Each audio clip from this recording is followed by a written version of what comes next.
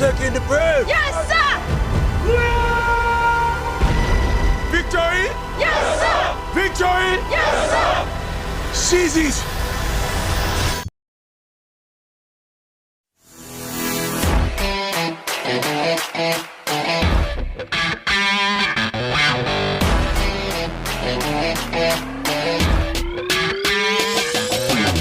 Halo orang-orang sukses yang hobinya rebahan sambil nontonin alur cerita film. Terima kasih karena sudah klik video ini. Kali ini Underline Movie akan menceritakan sebuah film dengan genre psikologi perang. Film ini mengangkat cerita anak kecil yang ceria dan konyol bernama Agu yang dipaksa untuk ikut berperang di Afrika bagian barat. Agu pun harus kehilangan masa kecilnya saat mengikuti peperangan tersebut. Bagaimana keseruan kisahnya? Langsung saja kita masuk ke alur cerita filmnya.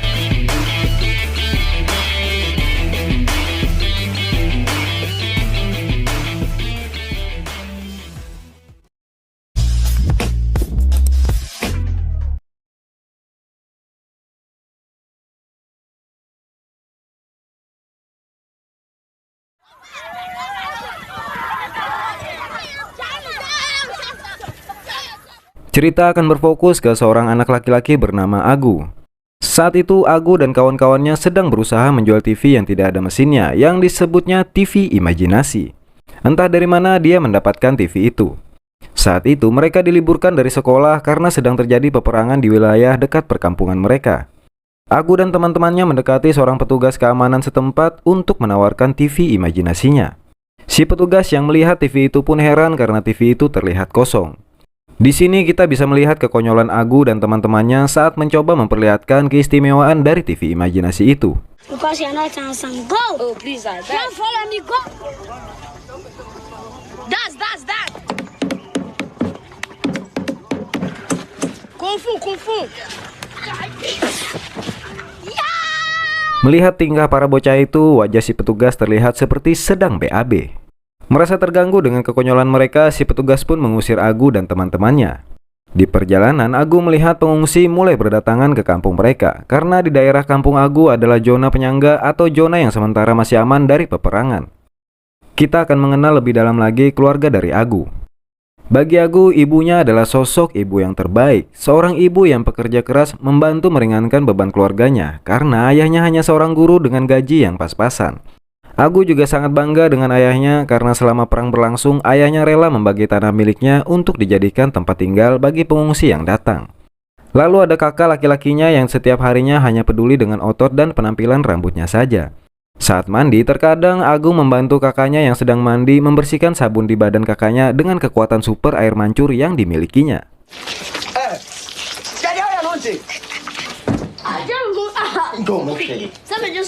Agu dan kakaknya juga sering mencari receh dengan cara yang licik. Mereka menghalangi jalan dengan ranting pohon dan meminta uang kepada para pengungsi yang lewat agar mereka menyingkirkan ranting pohon itu.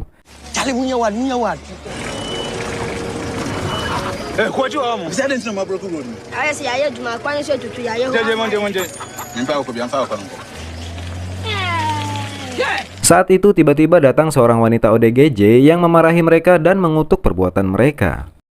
Malam harinya saat mereka makan bersama, suasana keceriaan terlihat di sana. Tapi itu tidak berlangsung lama. Keceriaan ayahnya berubah kesal saat melihat TV kesayangannya sudah botak tak bercasing. Agu yang tertuduh pun langsung lari kabur dari sana. Karena hal itu, Agu pun dihukum oleh ayahnya dan harus tidur di luar karena si ayah sengaja mengunci pintunya dari dalam.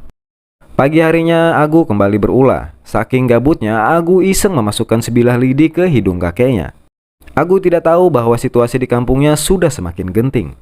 Bersamaan dengan itu, si ayah yang sedang mendengarkan berita di radio terlihat cemas dan resah. Tidak lama kemudian datanglah pasukan tentara melewati kampungnya, pertanda peperangan akan segera terjadi.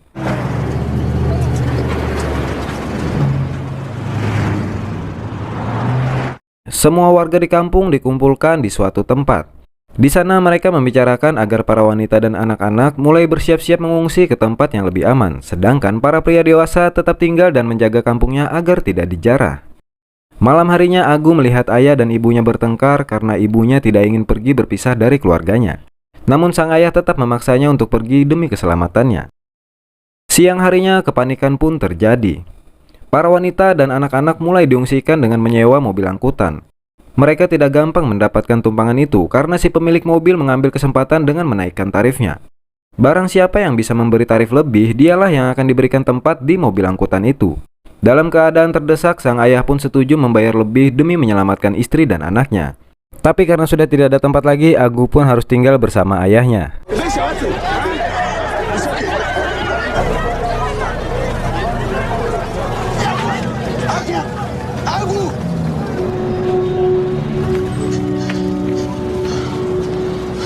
Mereka pun kembali ke rumah untuk bersembunyi sementara waktu. Keesokan harinya mereka pun keluar dari rumah mencari tempat yang aman untuk berlindung. Namun tiba-tiba para tentara sipil menembaki semua warga yang masih ada di sana. Mereka semua berlari ke sebuah gudang untuk berlindung. Ketegangan pun semakin memuncak dan tiba-tiba para tentara menyergap dan menembaki mereka di sana. Sebagian dari warga yang berlindung di gudang itu pun tewas tertembak. Beruntung Agu dan keluarganya tidak tertembak. Namun di luar mereka dikumpulkan dan diinterogasi oleh para tentara sipil itu. Para tentara sipil itu menuduh mereka adalah mata-mata dan pembelot pemerintah. Ayah Agu berusaha membela diri, namun tentara sipil malah mendatangkan wanita ODGJ untuk dijadikan sebagai saksi. Dengan ucapannya yang ngawur, ODGJ itu berkata mereka adalah pemberontak dan bukan penduduk asli dari kampung itu.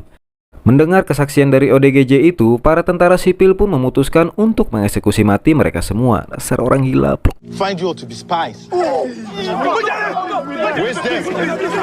Saat akan dieksekusi, sang ayah menyuruh Agu dan kakaknya untuk lari dari sana. Tanpa aba-aba, para tentara sipil langsung menembak mati mereka semua, termasuk ayahnya Agu. Agu dan kakaknya terus berlari menyelamatkan diri. Namun sayang, sang kakak pun tertembak di sana. Agu sempat terdiam melihat kakaknya yang tertembak, namun saat Agu akan ditembak, dia langsung berlari masuk ke dalam hutan.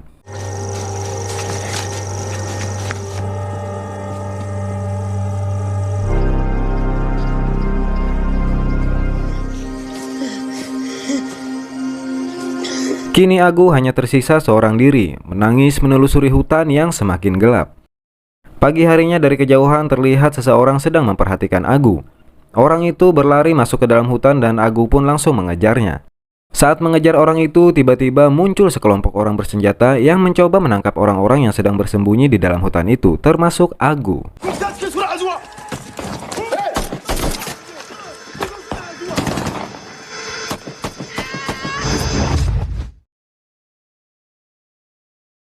Agu ditangkap oleh sekelompok pemberontak yang menamai diri mereka sebagai NDF atau Tentara Pertahanan Nasional. Kelompok militan yang bertujuan untuk menggulingkan pemerintahan karena dianggap sudah menyimpang dari konstitusi yang sebenarnya. Sang komandan pasukan itu datang menghampiri Agu. Melihat Agu yang seorang anak kecil, sang komandan itu pun bertanya kenapa Agu bisa berada di dalam hutan. Agu mengatakan bahwa keluarganya telah dibunuh oleh tentara sipil. Mendengar itu, sang komandan tertarik merekrut dan melatih Agu sebagai anggota baru. Dia mencoba menumbuhkan rasa dendam Agu kepada tentara sipil agar bisa membalas kematian keluarganya. Agu pun langsung berdiri dan memberi hormat kepada sang komandan. Yes, sir! Yes, sir! Yes, sir! One more time. Yes, sir! Yes, sir! Again. Sebagai ujian pertamanya menjadi seorang prajurit, Agu disuruh membawa kotak amunisi yang berat ke markas mereka. Setelah sampai di markas, para anggota baru dikumpulkan dan diberikan instruksi dari wakil komandan yang bernama Tu Aisi. Agu diserahkan kepada salah satu prajurit NDF untuk dilatih. Come on! Fucking move! Let's move! Move! Setelah latihan, semua prajurit beristirahat untuk makan. Namun Agu hanya bisa melihat karena Agu tidak diberi jatah makanan sedikit pun. Saat meminta makanan, Agu malah disuruh berdiri di bangku sambil memberi hormat kepada mereka. Tidak lama kemudian, sang komandan memanggil Strike, salah satu prajurit yang seumuran dengan Agu. Dari kejauhan, Agu melihat Strike dibawa ke dalam sebuah pondok. Tuaisi kembali memberikan instruksi kepada para anggota baru. Dia menjelaskan bahwa sekarang mereka ada di dalam pasukan yang dipimpin oleh orang yang bernama Dada Goodblood, yang merupakan pimpinan tertinggi dari NDF. Tujuan berdirinya pasukan NDF adalah untuk menggulingkan pemerintahan yang telah merenggut hak kemerdekaan rakyat. Setelah itu mereka pun akhirnya menghadapi ujian akhir untuk menjadi prajurit NDF. Mereka menjalani ritual dengan dibacakan mantra-mantra. Kemudian leher mereka disayat dan dimasukkan serbuk narkoba lalu dibaringkan ke dalam liang lahat. Ritual itu bertujuan untuk membuat mereka merasa mati terlebih dahulu sebelum terlahir kembali. Setelah itu tibalah pengujian kekebalan tubuh sebagai bukti bahwa roh telah memberkati tubuh mereka. Mereka berbaris lalu ditembak.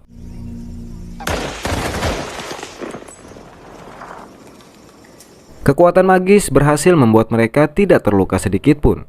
Komandan memberikan sugesti kepada seluruh prajuritnya agar tidak takut mati karena sudah ada roh magis yang kini telah bernaung di dalam tubuh mereka. Enemy never steal again. F-45, That's it. Mereka pun menjalankan misi pertamanya atas perintah Dada Goodblood. Mereka meninggalkan markas utamanya untuk berpindah ke markas baru sebelum penyerangan tiba. Mereka menuju ke tempat yang sudah diprediksi bahwa target akan melewati kawasan itu. Mereka bersiap bersembunyi di bawah jembatan. Tak lama kemudian target pun tiba. Mereka bersiap-siap menyerang menunggu target masuk ke sebuah perangkap. Saat target telah memasuki perangkap, semua prajurit keluar dari persembunyiannya.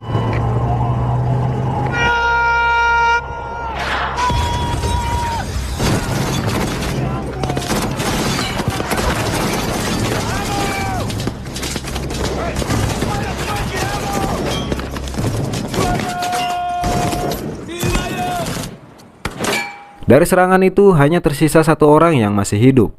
Sang komandan memanggil Agu dan memerintahkan Agu mengeksekusi tawanan itu. Tawanan itu mengaku dia bukan seorang tentara, melainkan mahasiswa teknik yang akan memperbaiki jembatan di sana. Sang komandan pun tidak menghiraukan perkataan tawanan itu. Agu diberikan sebuah benda tajam dan diminta untuk menghabisi tawanan itu segera. Sang komandan berkata kepada Agu bahwa orang itu juga ikut andil dalam kematian ayahnya. Dorongan sugesti dari sang komandan terus merasuki pikiran Agu hingga akhirnya Agu pun menebas kepala tawanan itu.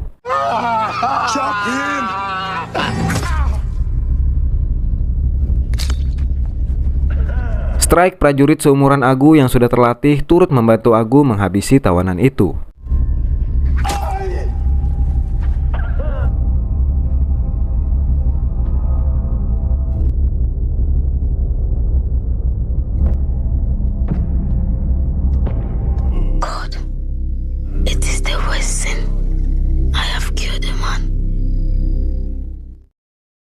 Saat di camp, Strike menghampiri Agu. Mereka berdua mulai berbincang-bincang, namun Strike tidak bisa bersuara.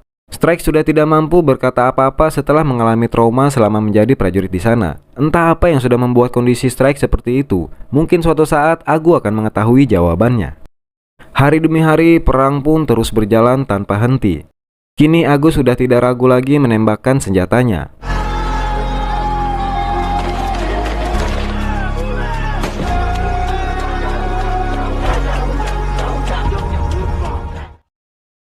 Pada suatu malam, Agu dipanggil oleh sang komandan ke dalam ruangan. Sang komandan mengatakan bahwa pasukan NDF telah diperintahkan petingginya untuk menyerang kawasan Taro. Sang komandan tahu kalau kawasan itu adalah tempat di mana ibu dan adiknya Agu berada. Komandan sengaja meyakinkan Agu agar lebih patuh terhadapnya. Agu pun dibawa ke dalam kamar dan diancam secara halus untuk tidak membocorkan rahasia di antara mereka berdua. Karena dalihnya sang komandan ingin menolong Agu secara khusus. Lalu sang komandan berbaring menyuruh Agu untuk berlutut dan melakukan apa yang dikehendakinya. Agu, kneel down. Be doing this thing for me. Agu pun dilecehkan secara halus. Saat Agu keluar dari kamar itu, Strike yang sudah tahu apa yang dialaminya mencoba menenangkan Agu.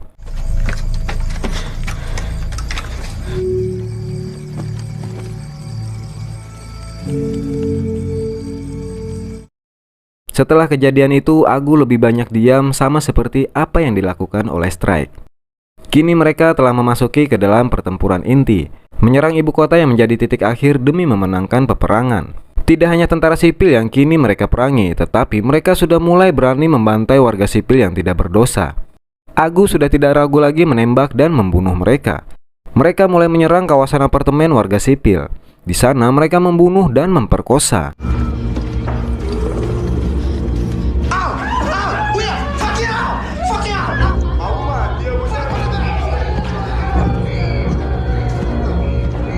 Di sana tiba-tiba Agu tersadar, mencoba memahami apa yang telah diperbuat kelompoknya.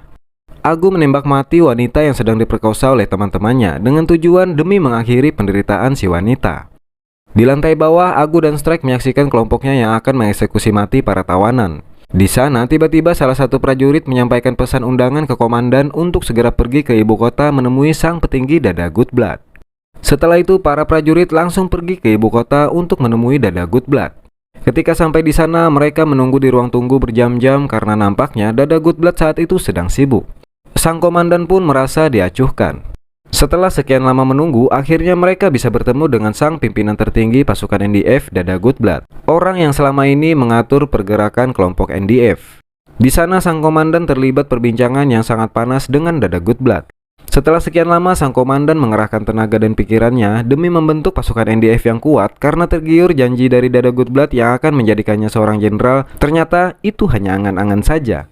Dada Goodblood tidak menaruh kepercayaan sedikit pun kepada sang komandan, dan secara mengejutkan Dada Goodblood lebih memilih 2IC yang akan diangkat menjadi komandan pasukan NDF yang baru.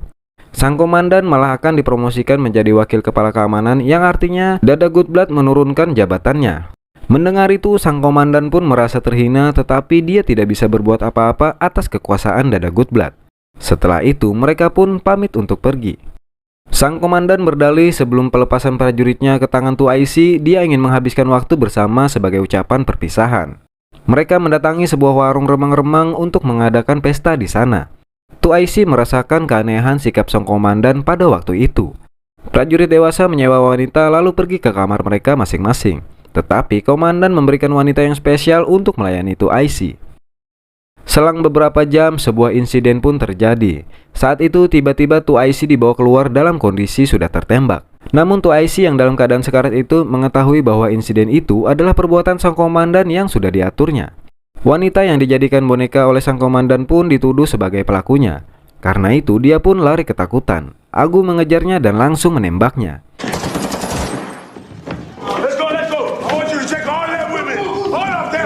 2IC dibawa ke markas dan dirawat seadanya. Di sisa-sisa nafasnya, 2IC mengatakan bahwa semuanya akan sia-sia dan berpesan kepada Agu agar mereka semua segera meninggalkan sang komandan. Tak lama kemudian, Agu pun menghampiri sang komandan dan menyampaikan kabar kematian 2IC. Saat digelar pemakaman, sang komandan menyampaikan pesan kepada mereka bahwa kini Dada Goodblood adalah musuh mereka. Sang komandan memutuskan untuk membangun pasukan yang kuat tanpa dukungan dari politisi. Di malam hari, ketika mereka sedang terlelap tidur, tiba-tiba mereka diserang oleh pasukan tentara sipil.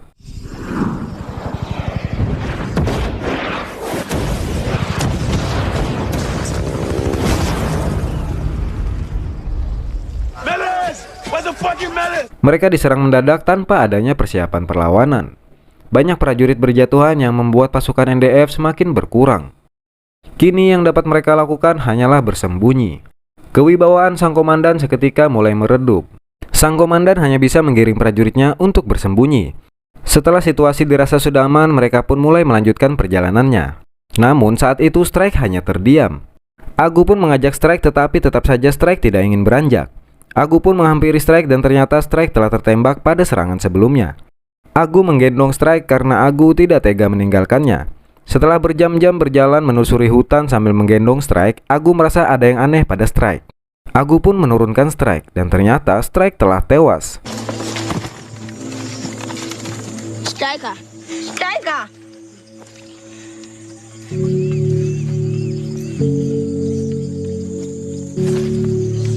Striker.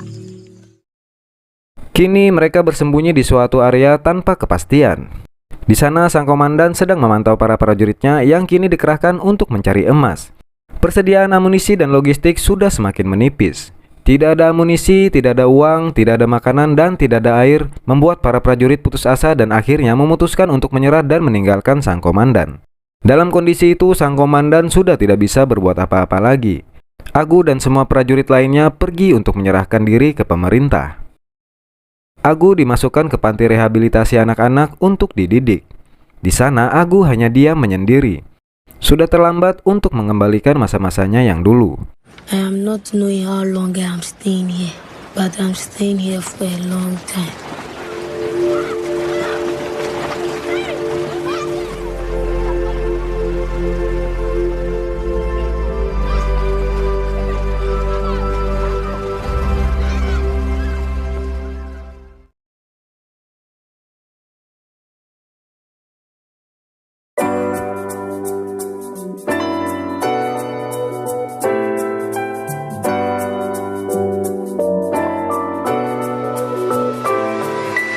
Kisah Agu di dalam film ini mengangkat sisi psikologi dalam situasi perang yang terjadi di wilayah Afrika berdasarkan sudut pandang anak kecil.